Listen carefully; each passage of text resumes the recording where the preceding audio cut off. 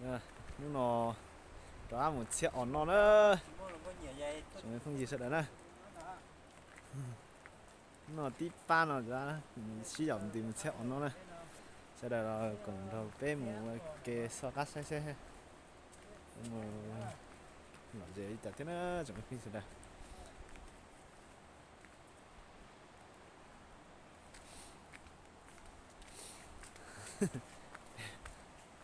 Dọc từ là bác cô sẽ biết nào. Chú xin nó để nhớ lột giọt bé chầu đây. Bạn đấy mà tờ đấy vỏ lột giọt khó chờ chứ.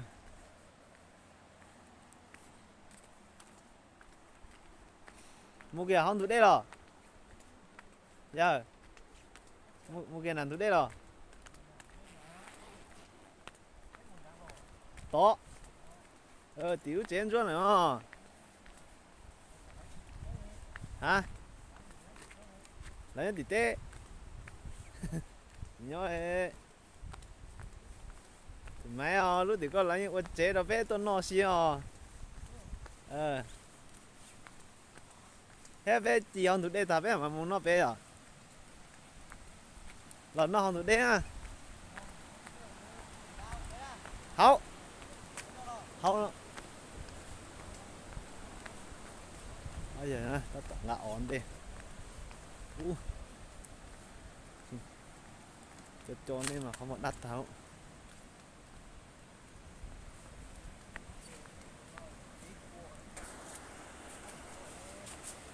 Nó nữa, không gì hết rồi. Sát tí rồi. Sát tí cơ. Mua sát tí. Hả? Để cá thằng ơi. Đó nó ít bé tuổi. Tao cho thì có mà. Nước đây á, nó từ vun nó là nước đây chứ. Đâu ấy này thò nó thật sự chứ. Nước chế thì nó thò nó. Đấy là tao đem nó chống ta rồi. Đấy, để lúc tiêu bao nhiêu vậy nó nè. Dạ. Đấy chỉ để bé giỏ cái sổ tiêu bao nhiêu có. Đây nè, thế là để có mất tờ à. Ta tổng à. Rồi, chết ổ. Ăn gì coi giờ. Ô, trứng đầy. Ngon đó. Ồ thế. À. Đây rồi tụi mà. Sao? Ồ thế chứ lộ. Đây chỉ mà chính tao là chế tôi rồi. Rồi biết sao giờ. Tôi sợ nó chỉ mà đê. Chỉ mà nó tờ cho đê này mới đi đo lâu cả chế tôi. Nó khổ nữa. Ồ. Chia nè. Ba chia ỏ nữa. Ba chua dạ, chua thể đấy. Chia ỏ. Đo tả chứ đi tập hải đi. Tôi cho nó là tôi hải. Tôi tránh về nó. Tôi thấy tôi tránh. Dí tậu đu. Tậu đu.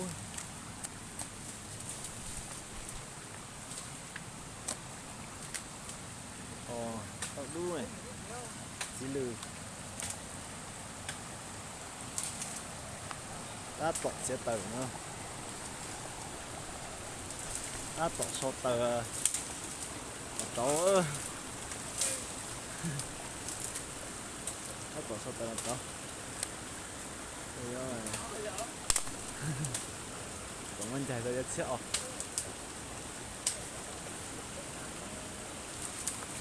Nhưng mà tớ lòi à. Dạ lòi phải con đi.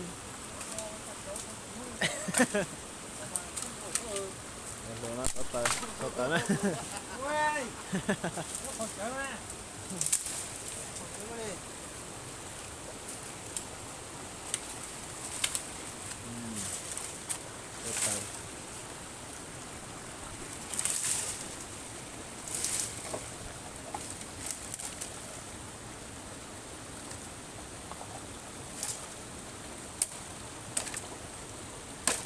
Ơi, chúng nó hay đùa.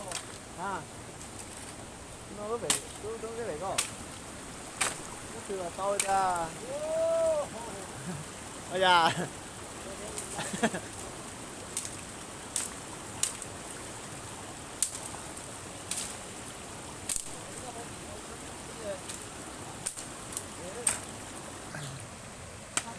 Rồi thì nó ít tàu rồi. Lột cơ.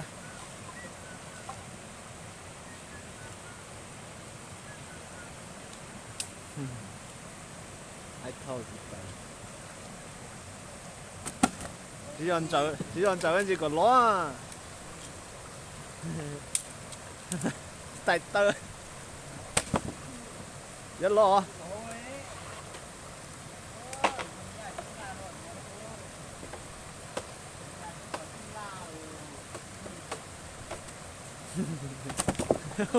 Vô rồi.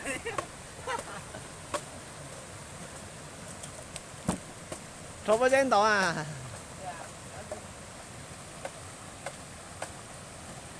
Lôn lòn giữa. À, bỏ đi à?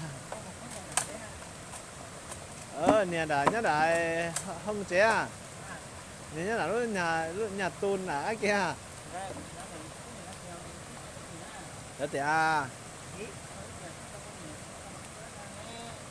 Nên đã giờ nhà cô giỏi thế cả.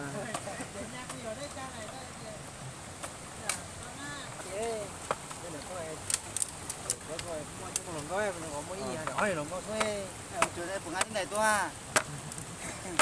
Sẽ có để xe là có thì tính tại. Mẹ chị muốn nè.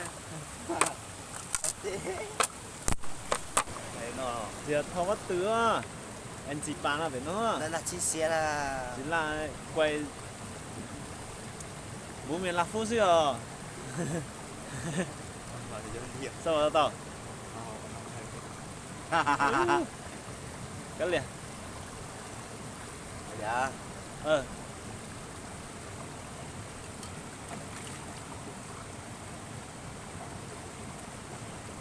Bây giờ tao bao vào quay. Đó dạ. Bao mà.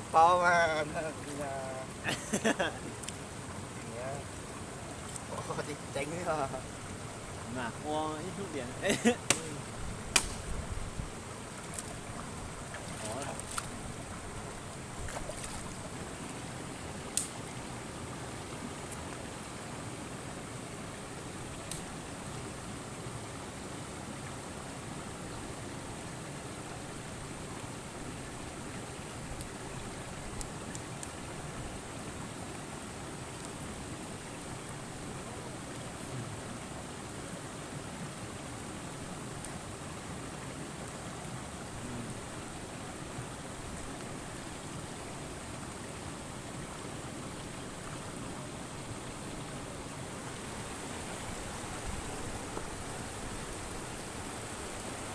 Sát thì nó cái hàn đông.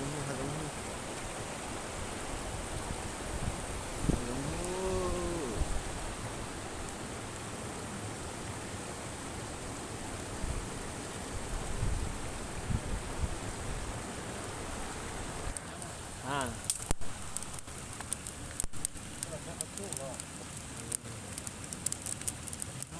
Gì kìa.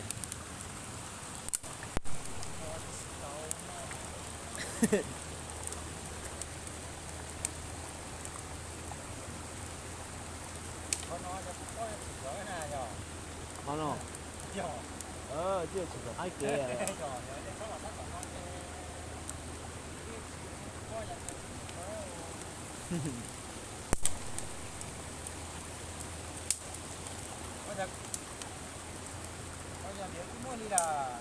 Để cho bây giờ còn thâu bắt từ xe quay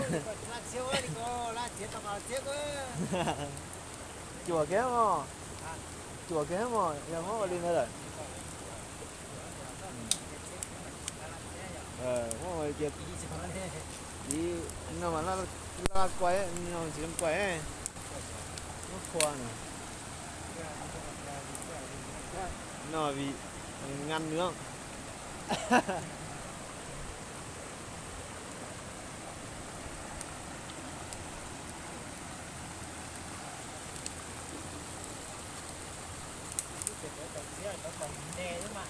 chế nó nói nó khởi tới nó nói tết chở nhân la nè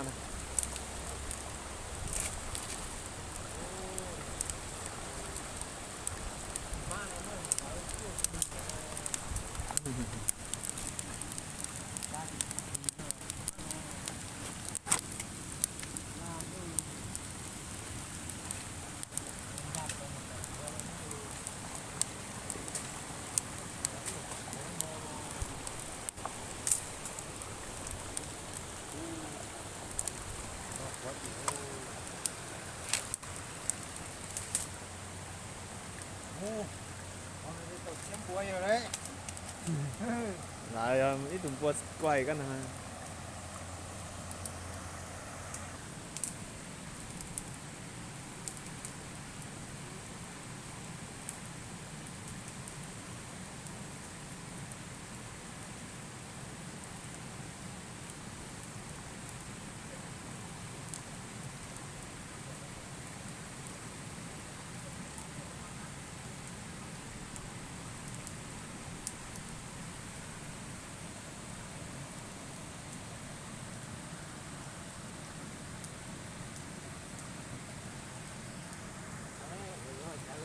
hai cổng thế này hai cổng thế là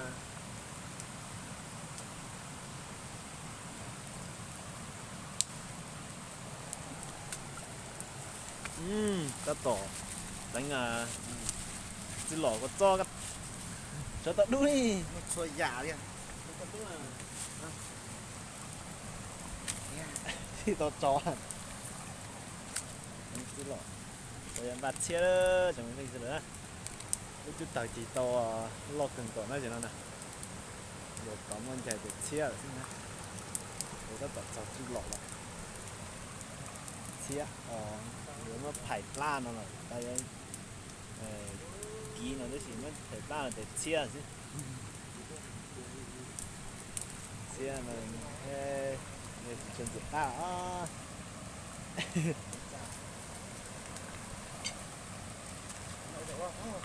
không mò cái làm không mò cái chỗ nó là cho cái nó trong cái nó có Chẳng có xích khử rồi mà. nhờ bây giờ có to bây giờ chén nó to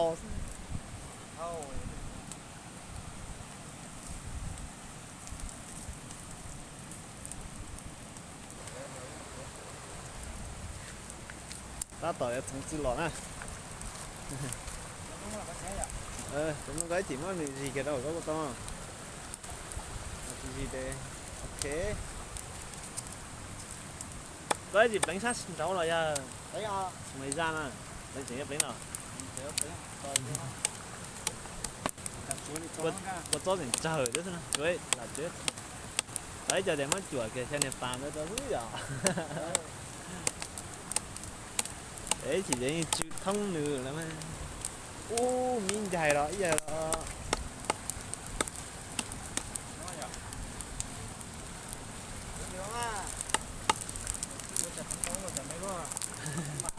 không cái đó không còn nhẹ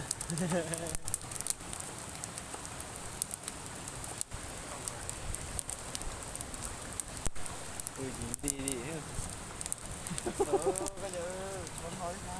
cái gì cho cây đó này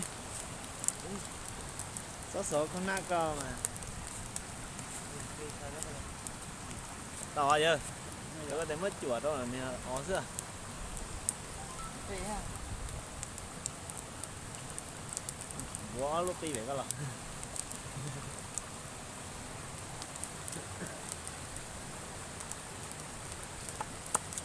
Là giật ta chứ.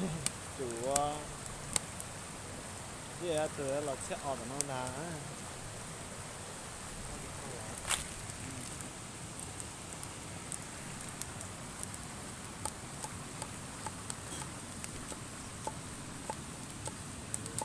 Quý vậy.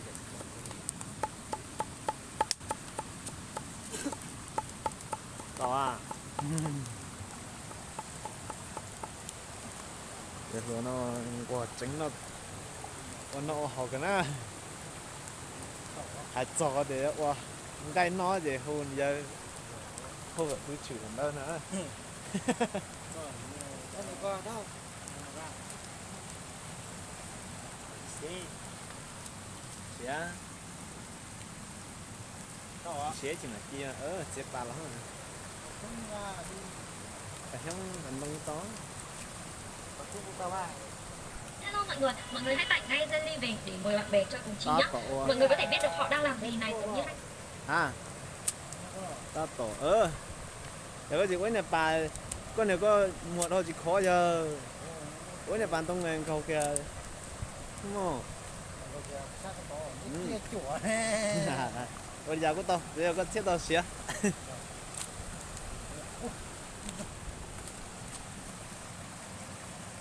rồi đây rồi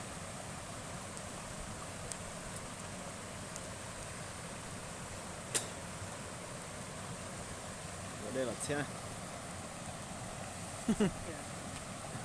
tụi nó mà mùa tha hẳn lò á từ giờ luôn à tha hẳn lò mà anh chỉ quên chạy vào tả này cho dễ này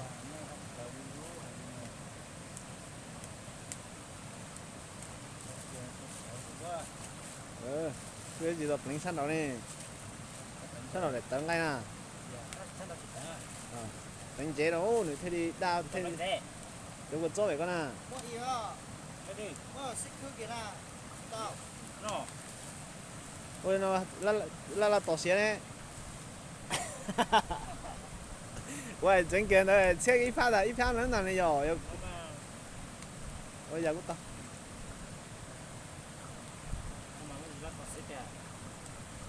vấn đề rồi, ô tô tổ xa phu sư, rồi giờ theo tới xí hậu rồi.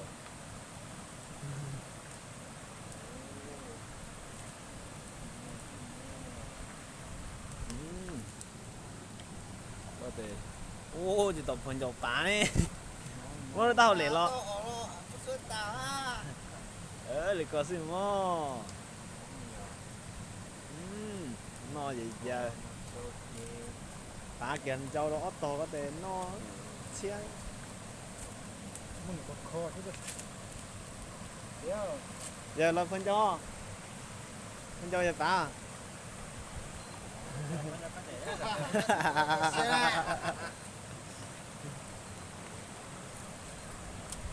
Long gì mà. Có cá rồi. Cá đi. Chỉ là quậy đi.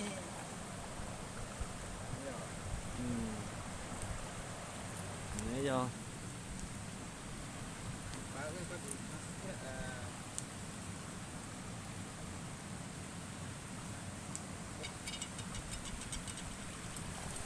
bà kiệt đâu cho một xe ô tàu tuột tả thế đâu tao bảo gen gì đó nó chỉ nhìn không tua lòng được thế đi chi nhưng có gì tao khó thì có gì bà kiệt đó là vậy nè tao để bà chân giàu đấy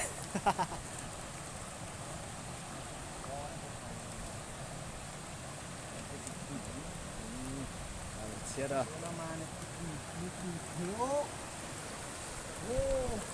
họ tới trong đó để chết và sức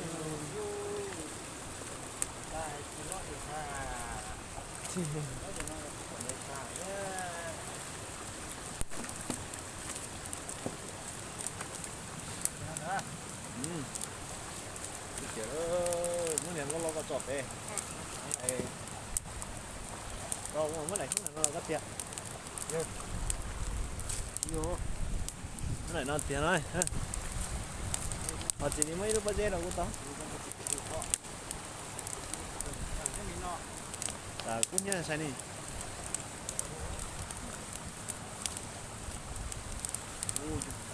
bao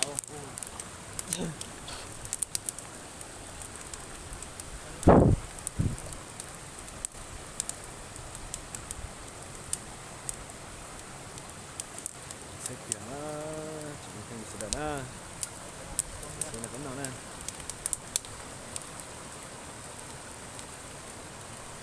Cho nó nghĩ con như vậy.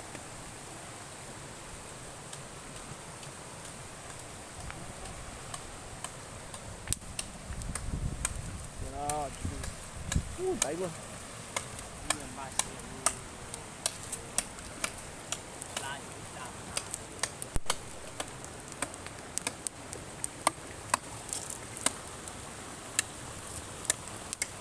Tất cả là tất cả đi.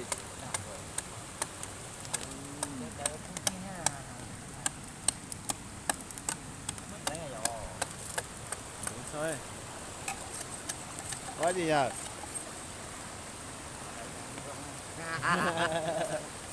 Vừa có bé hồi chơi quà luôn xuống lầu Ôi không nói thế nào.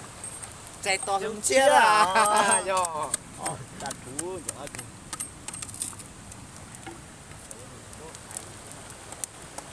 cho hai lục kia đó nên chỉ cua đó nè Rồi có lộn nữa. Có bao nhiêu à? mua thì mấy tụi nhỏ nhỏ bé sẽ là chạy to xuống chia là mù đó Thôi, con để mà nó. có thế mà Để mà. biết con gió thì cái gì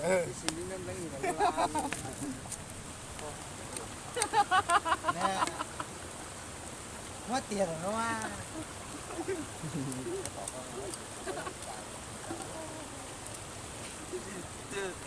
ra kể điểm bây giờ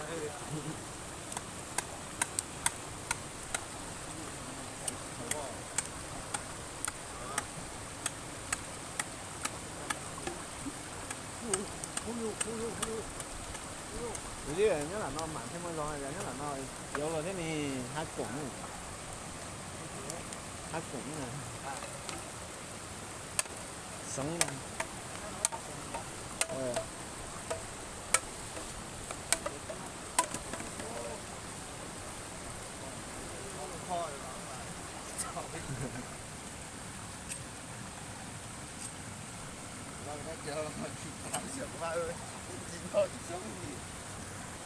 Cao su.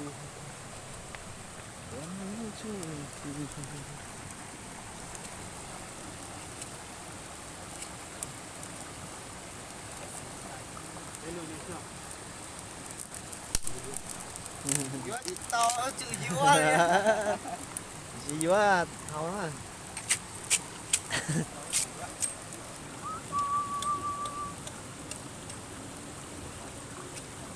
Ê thon đồ lâu tê mua.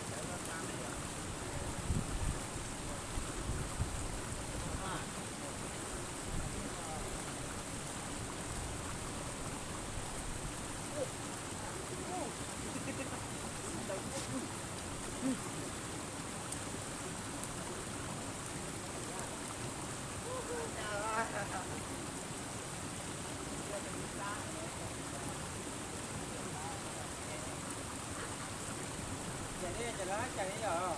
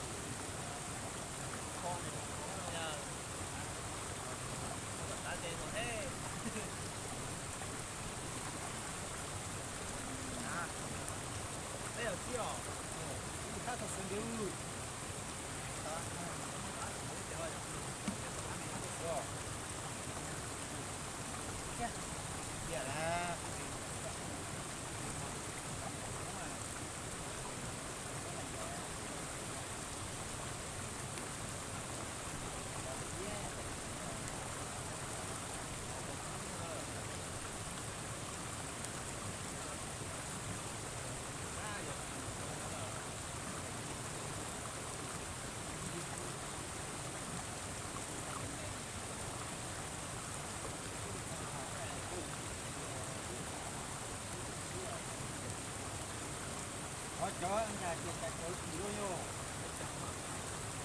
cái chỉ luôn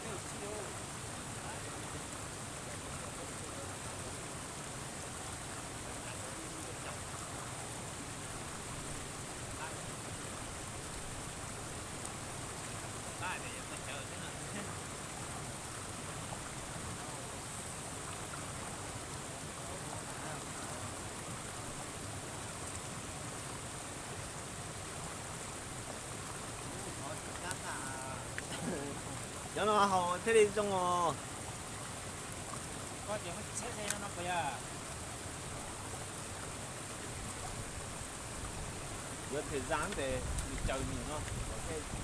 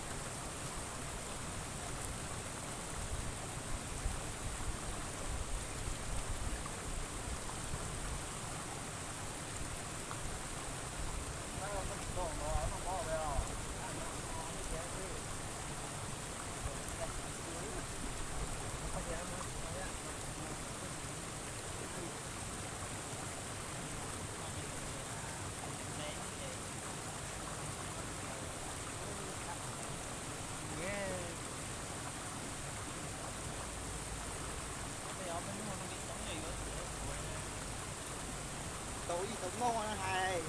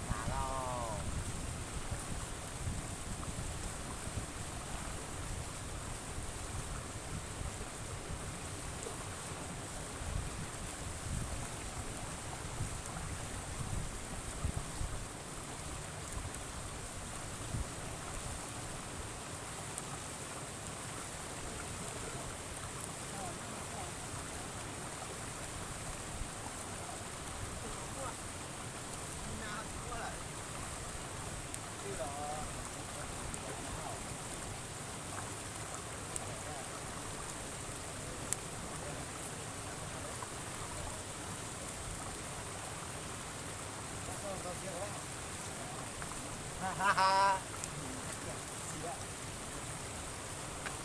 Tao với Sao rồi? điểm mà Ui, cô rồi.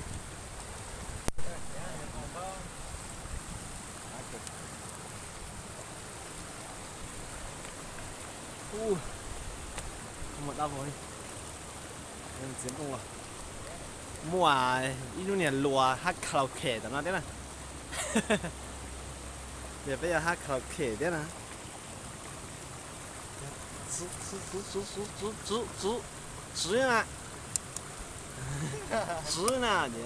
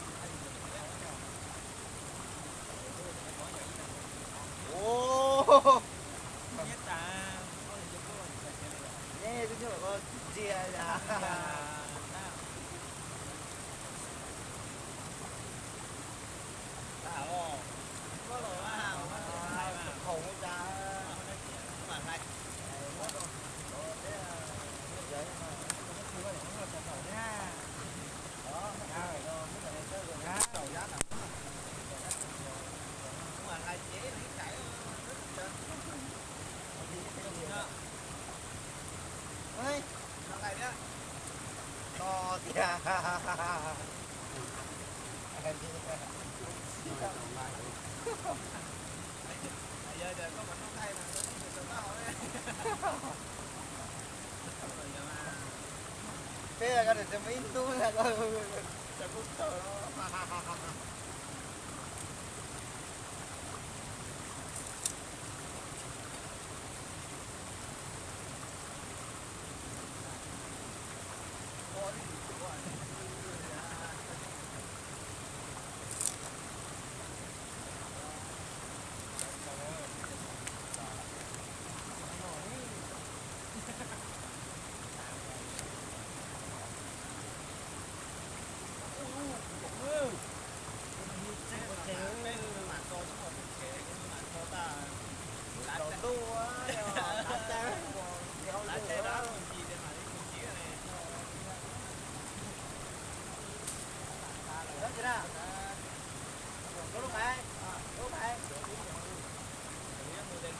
ngon lắm mà.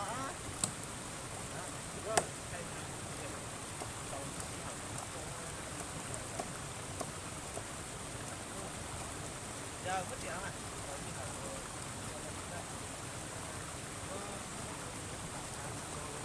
Ít để ở ngoài để rồi đi để ở ngoài. Không thôi mình tắm ăn. Một gói à nằm không đó.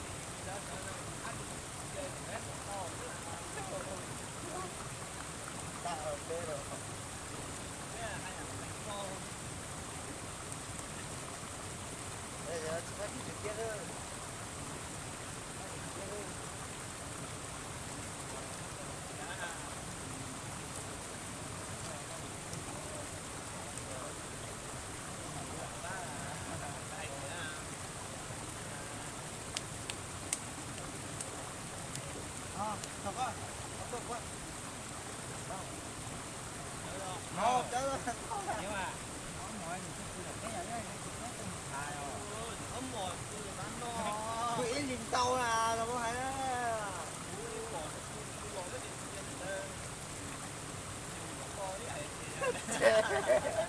Vừa nó tức là nó không một gì á. Nó lo cái là những cái như ăn chèn.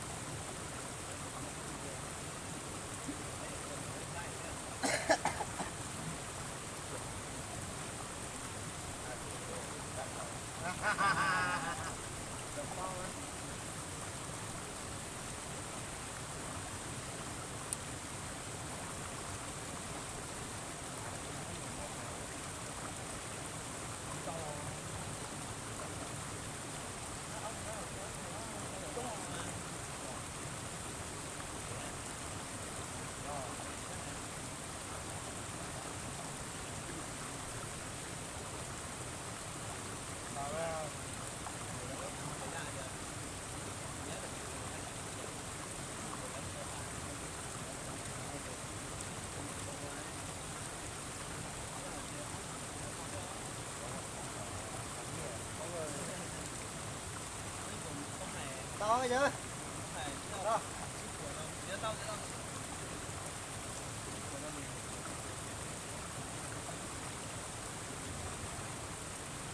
Thật kìa. Chúng bác ăn nhiều chuyện thế này. Làm gì đấy? Một con tao đấy.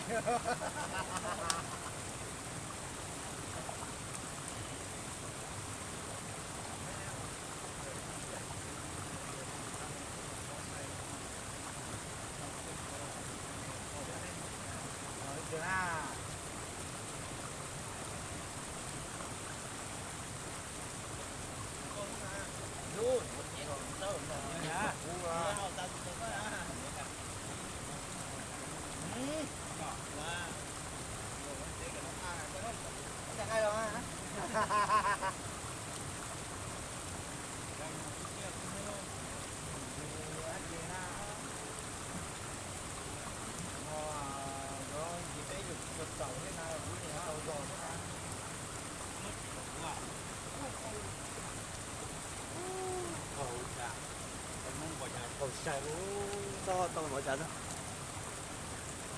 Tôi cũng có một cái sắc. Nó à, nó ngồi đưa ta. Wow. Chạy đi.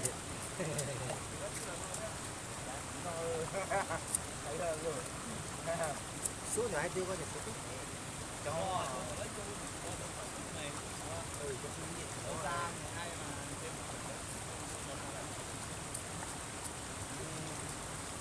ra thì ra đó là mấy giờ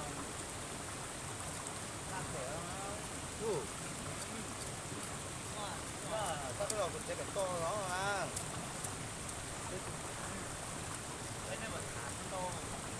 chưa tới rồi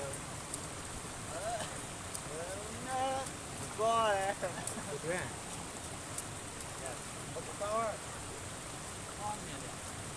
được nè thế là con thật một cái đó có về nhỏ đi nhỏ ra từ từ mình sẽ chơi đấy không có lòng này có một cái nhỏ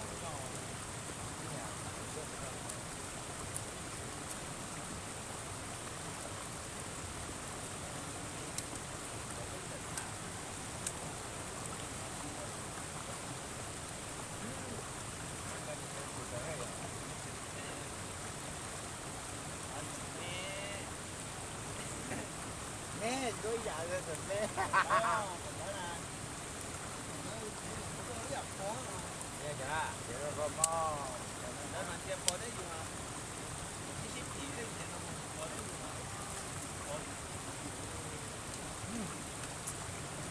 thì có mà có đấy chứ à có rồi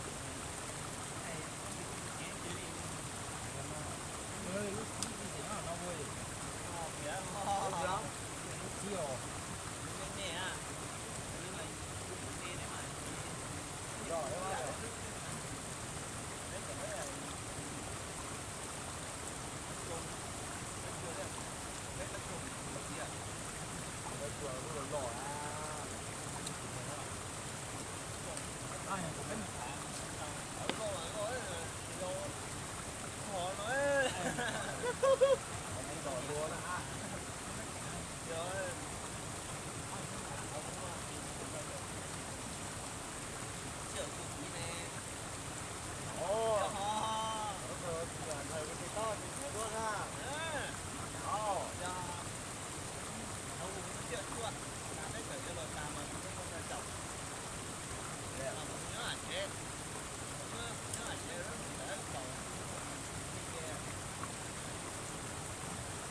con là tới chưa khá là cũ á cái trò à cái trò trò không cứ mất thời gian là cũng phải ít ra mấy đại kẻ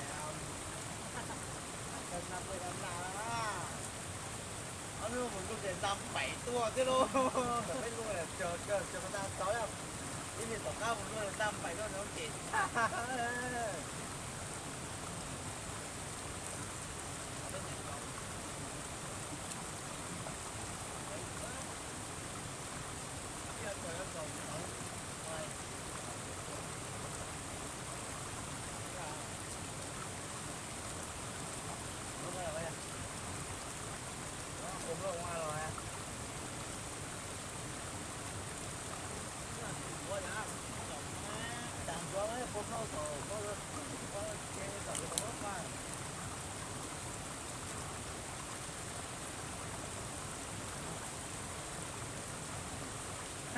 Mama, không có xe à?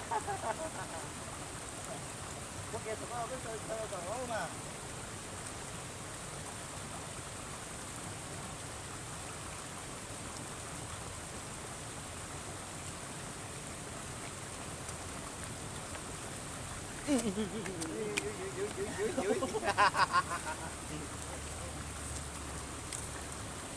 行，这种情况就行，还是咱俩梯队。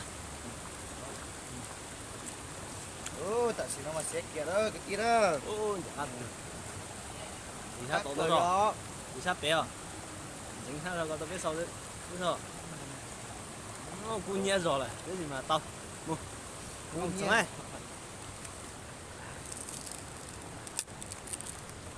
Không. Nó có cả nha. Gì chứ có tạt ra. Cho cái giờ em đúng không?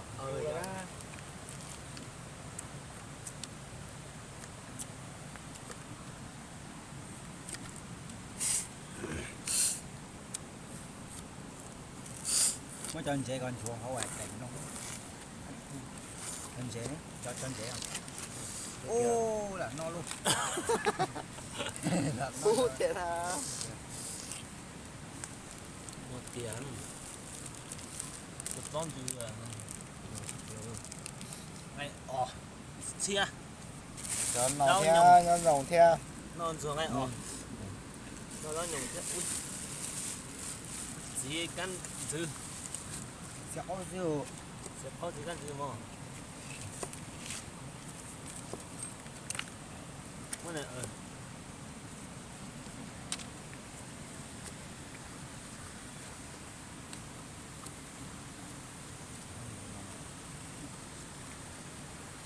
có giống như nó có màu này này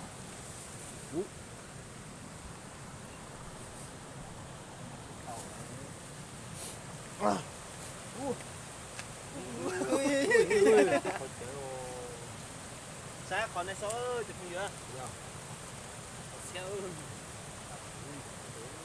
ta chữ thở này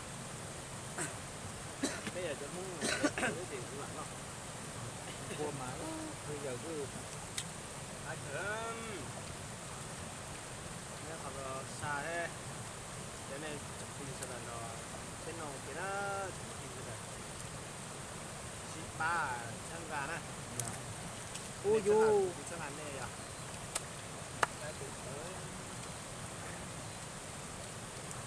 à còn chết rồi cũng tệ nhá tại vì ngồi chẳng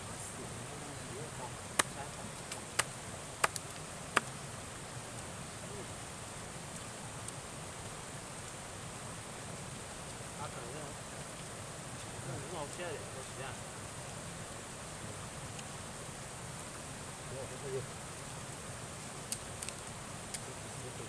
nó tên dày à họ chế đấy à kiểu nó nào Nó mà. dày dày Xía đó.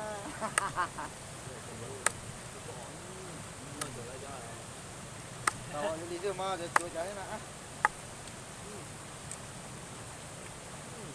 ô có phải cái ta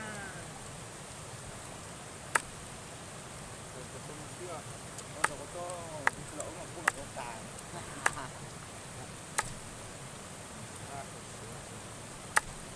nó sẽ cái gì đó nó sẽ có sao Có một chi to. Thế ha.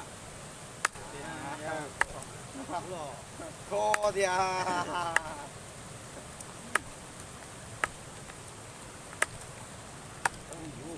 Xía. Xía là. cái gì à Ủa, cái này cô có tết từ thế. Không nãy còn á. Có tụi bà chia được con à. Cho cái to không mà. Giờ chắc rồi. Nó mà chỉ của chỉ của nó.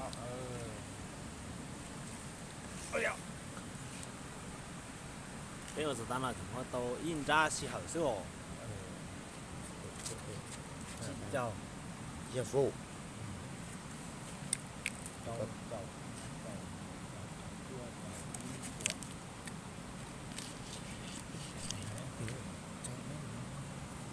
Cái bên nó hỏng nó. mấy thêm bằng công à Ngâu gì hả? Cái chả na. qua đi à Wow. Thì nó à Rồi có hay mà. giờ bây giờ hùng công gì ít tụ Sao? Mua con phải mua cái gì? Phải có gì? Để tụi tao té kia kìa. Muốn màn to đấy. Đi con à. cho nó mà chỉ ô cái loại so ô cho một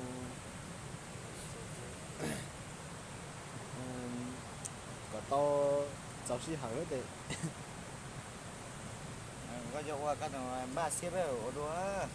còn nó mà Dạ, ăn đồ ba ấy mà. Bên nó bên mò. Yo.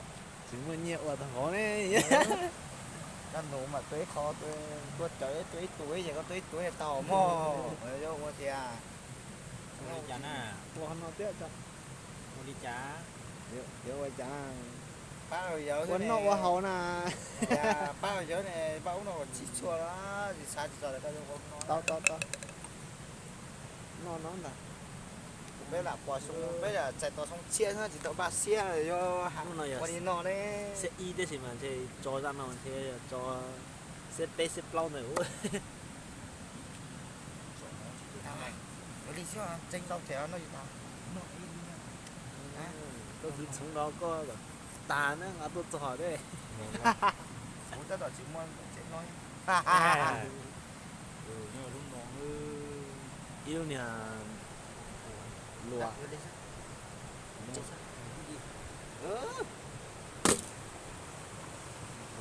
đây tàu này nó rồi là chỉ có là Chúng gì nữa. Chúng tao kể ý hàng ngày nữa. Ta tỏi cho lọt mò nữa. Giờ này sẽ đợi lần với cùng cái nè. Rồi giờ xong tỏi xong chia xanh nành gạo. Lui yên lì. Thế ta tỏi cho nó mò. mình rồi nhá ôi giờ vấn đề cái nào cái gì nào đó cho đây sẽ là bê đu xiên rồi đó Chế bé chầu. cái chầu là Chế bé chầu mông à. Nó là mông nành của chua su. rồi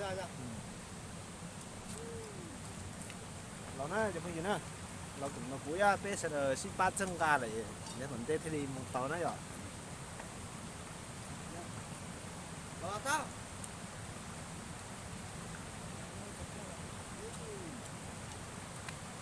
có được không cái gì ó có thế mà ta rồi cái này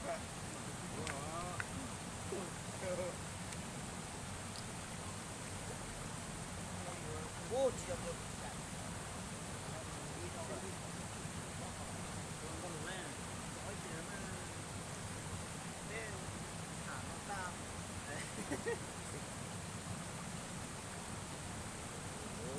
gì nè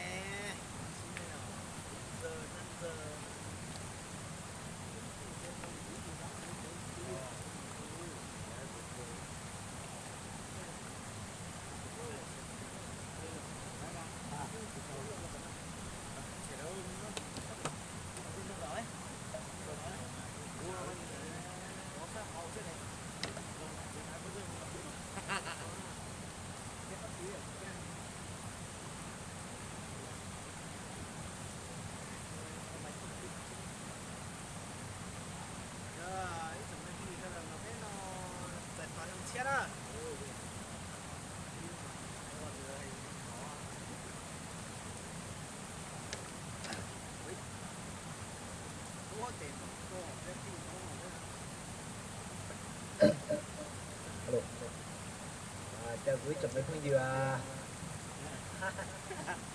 Và đó đấy là trong lầu học sinh mình ý chỉ tài thì học sinh mình có tập tuần à. Thì nhưng mà giờ nó là nó ý gì sẽ ý để đây tôi chỉ là chỉ mẹ rồi. Hầu trong ngắn đó.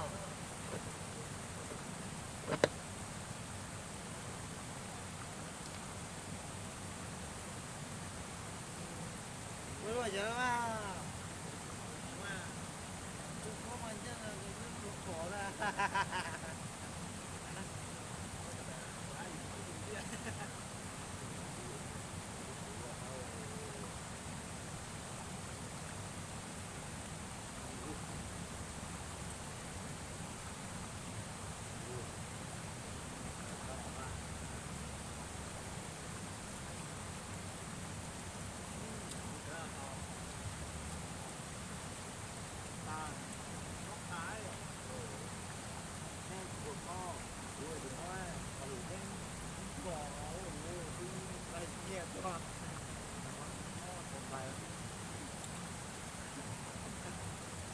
Jakarta tadi ini ada jago, tapi harus di dalam air mah apa sih mah apa jajan itu.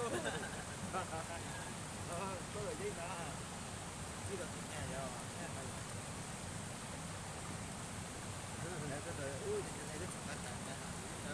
Nhưng mà trẻ.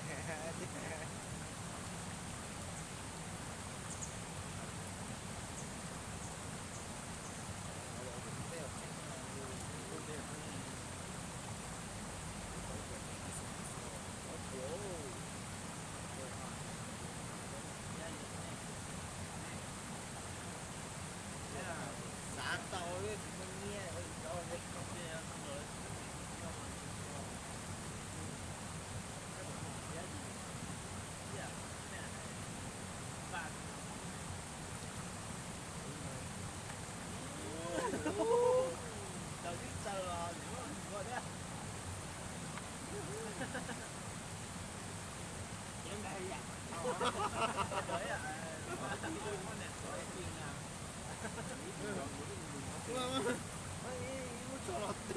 cho qua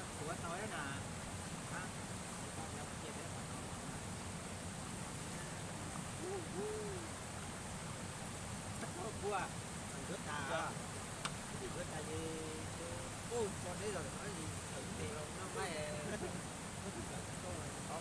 khá là hơn này có được chụp của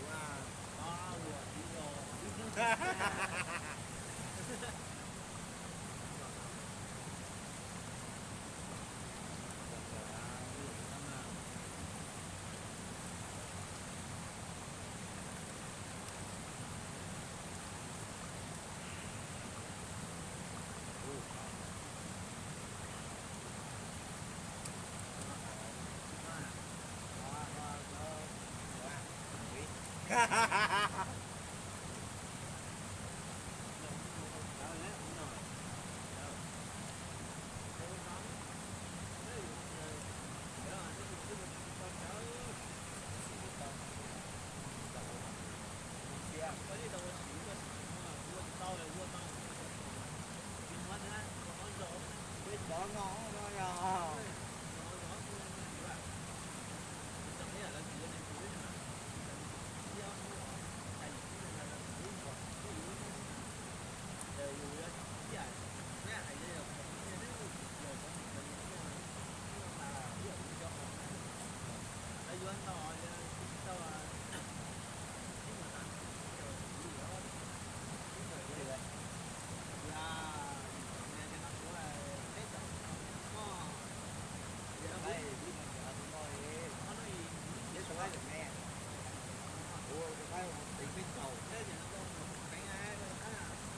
là tôi đi cửa nó có gì cũng làm cho mình nó có thầy ấy mình cũng nó cái gì đó này là tôi có thể đó là thầy thấy không bắt đầu cứ nó bằng chúng ta chỉ có cả đây tôi có cả rất nhiều nó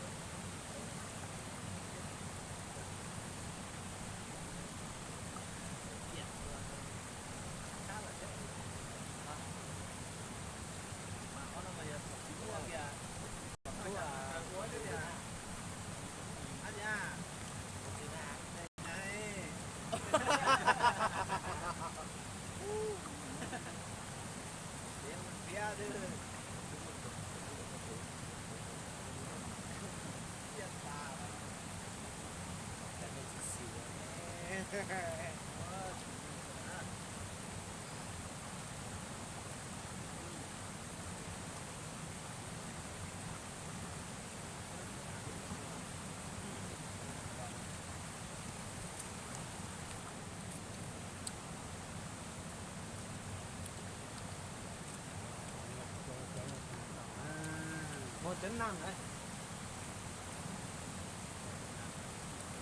Thế là người ta không thể thế này kia, bây giờ thế là cái gì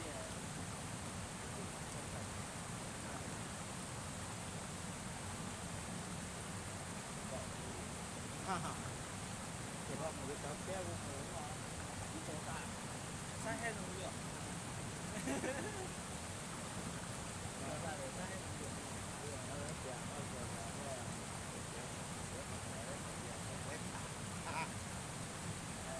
Nó chỉ cho có xí hỏi có ai rồi đó. Ai nếu mà chói mà chăn thì các bạn có sợ. Đồ cá ngồi à?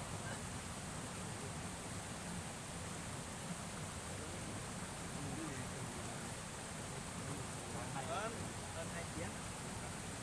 2 tiếng mà tại chúng ta biết 2 tiếng nó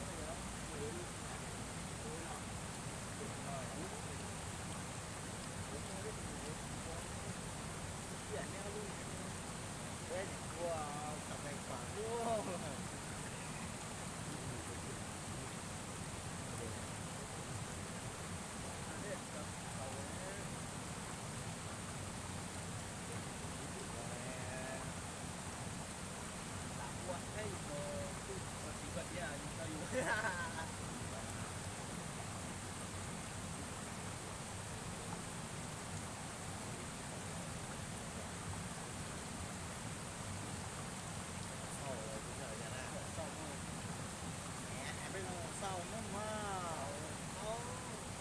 thực ra này xác định mà cái gì chứ là mùa đầu xác định không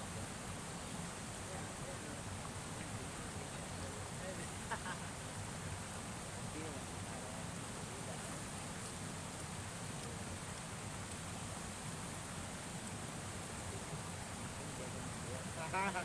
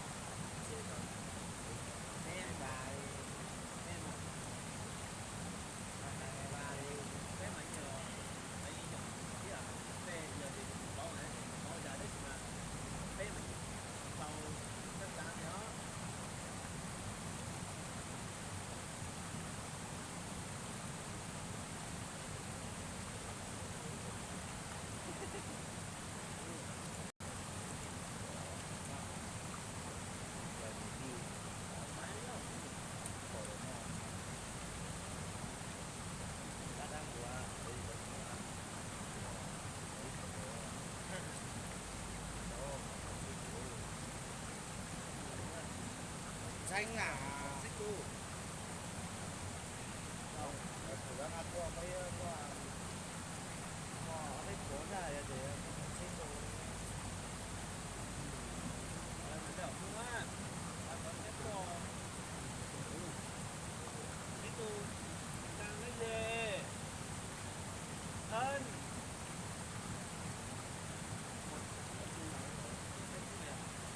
Xây này vào cái kiểu đâu, vào đây là 15 triệu đây mà. Ông 10.000 thôi mà. Xích đâu à? Đấy, mình bảo là xích được rồi. Thì tổng cái tàu có của cái ông mà tàu mà.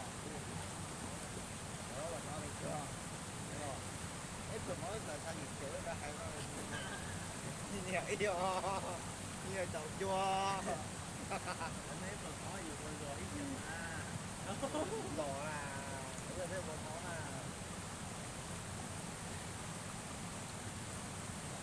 ăn đâu mà để cáo hát đâu tí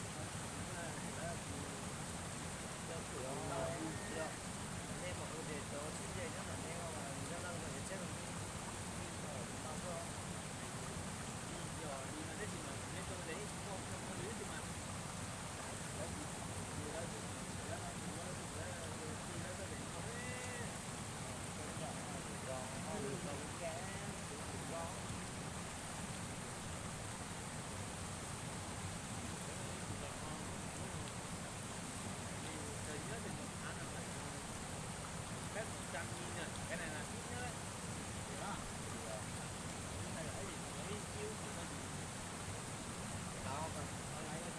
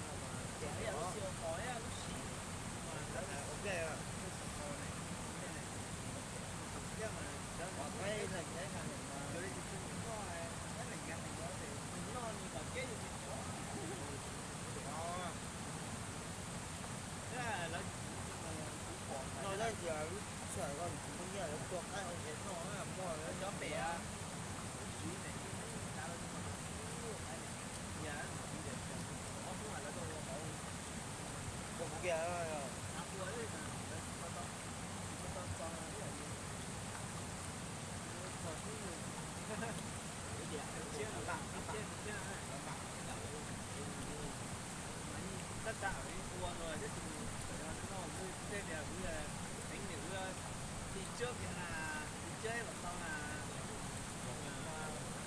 nhà Quay tôi rồi nhưng mà có cái tình đó. nhà thì chưa có nhưng mà đi trước thì ấy rồi năm nay cái điện lên cái điện tàu là căn nó hai mà hai cái bắt đầu hai đi cái đó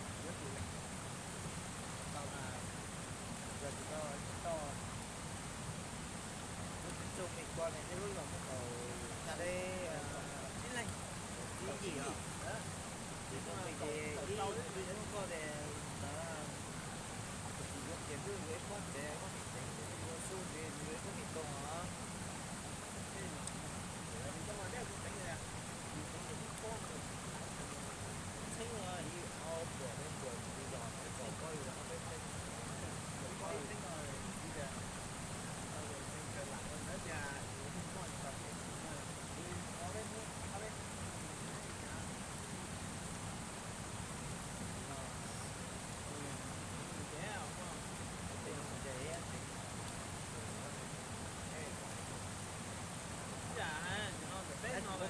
nó tàu bây giờ đó bây giờ hôm nay xe vậy rồi những nhà này ví dụ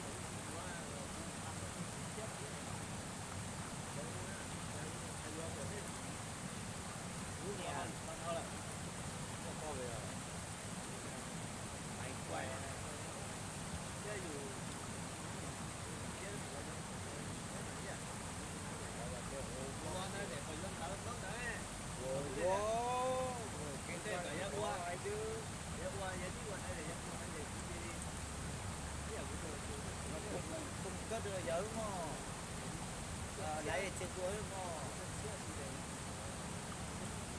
trừ lấy ra trên cuối mà trừ góc ra này chia tôi lấy mà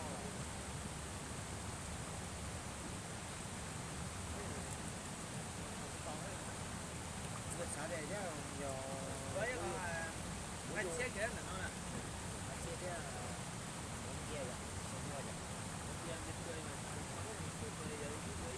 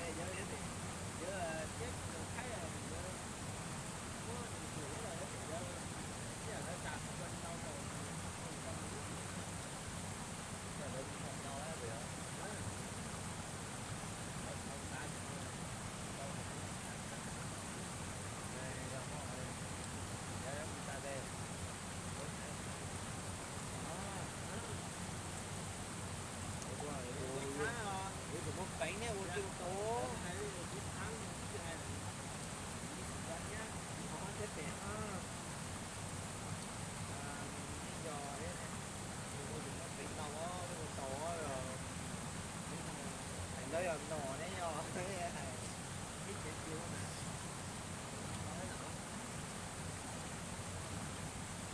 nó để cái đấy mà cắn cắn mình làm cú à ngoài này nữa hàng nóอยู่หลายhàngแต่ว่าเราใช้แค่hàngเขาอ่ะ như vậy đủ à nè anh ấy có hãy luôn sao sao à các bạn à lấy chấm nè mà từng ban bao cũng căng à cái này có là mới sẽ có rồi thấy à mấy đứa có tôi có sao đi kèm hắn rồi có nhịp qua mấy con cũng có qua cái nó này nó lúc vào thì qua nó bỏ qua nó à rồi tôi sửa lại rồi đấy tôi mới luôn bỏ qua nó đấy thì mình mua thì họ cũng phải sửa cái nó buồn thôi cái mùa này bốc còn đã còn là ta bây giờ dù thì rất một con đã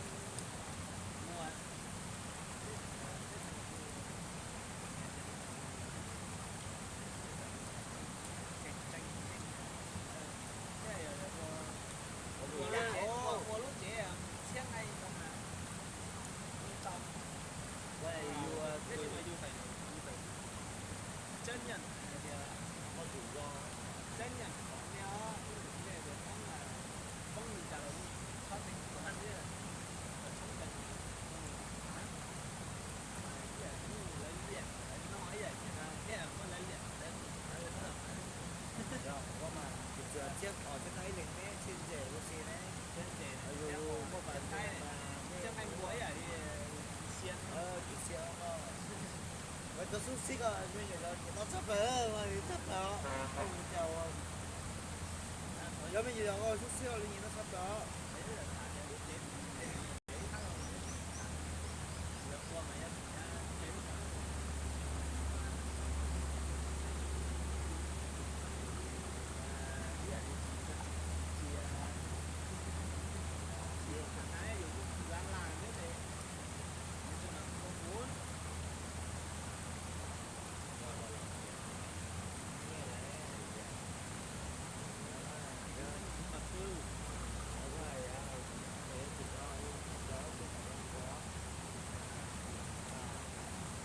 thêm một chữ này nó thêm nói là nha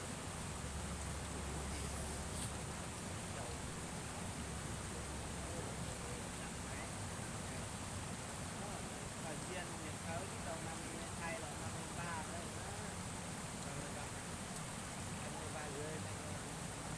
họ nên mẫu đâu à muốn nghe à đấy để mở lòng cũng có biết đâu à muốn lên ba này muốn lên ba này gì đấy mỏng nghe cứ còn 24 triệu 24 triệu của cái này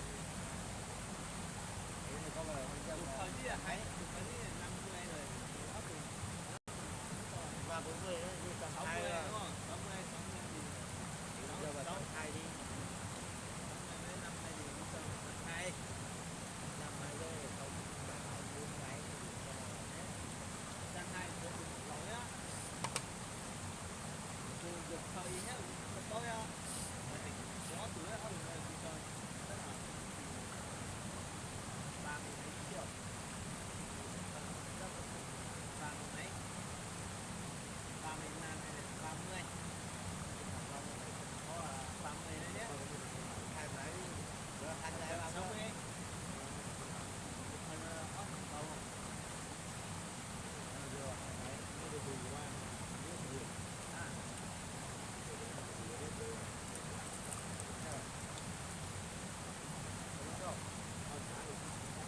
đi chú yeah yeah đi chưa à yeah nha thầy rất là gì không từ đó tiêu rồi tiếp tục coi đây có nhiều đấy tiếp tục coi mà còn không à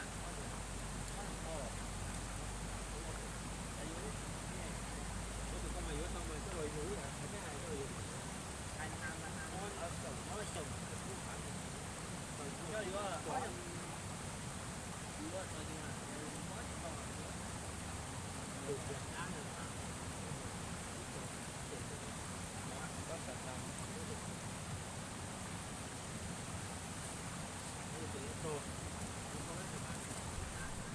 có hai cô hai cô rất tiểu là không lo ôi lúc xe này giờ chuẩn bị phương sẽ đây ạ hôm nay chính xác cá tàu lưu cũ là ta nói ạ đi là cũ ấy là đi hai lúc này nó sẽ y dạ nó y thì xong nó sinh mình rõ thì cũ trong sẽ tập lại nên ý là để cho anh tê là của cha cho xuất trình cực cùng cũ là cho lúc xe cần cầu nói ạ thợ công phụng đi lâu rồi trong đó nên sẽ đợi thì ý là trong lâu tại trong ở sinh này ít tại trong ở sinh này ngõ tại đây ạ thì sẽ đợi mà làm ăn số này ạ ôi dạ chưa có thời gian đó giờ thì tụi cam mong cụ vi có cho là chót trâu là bé hai này mong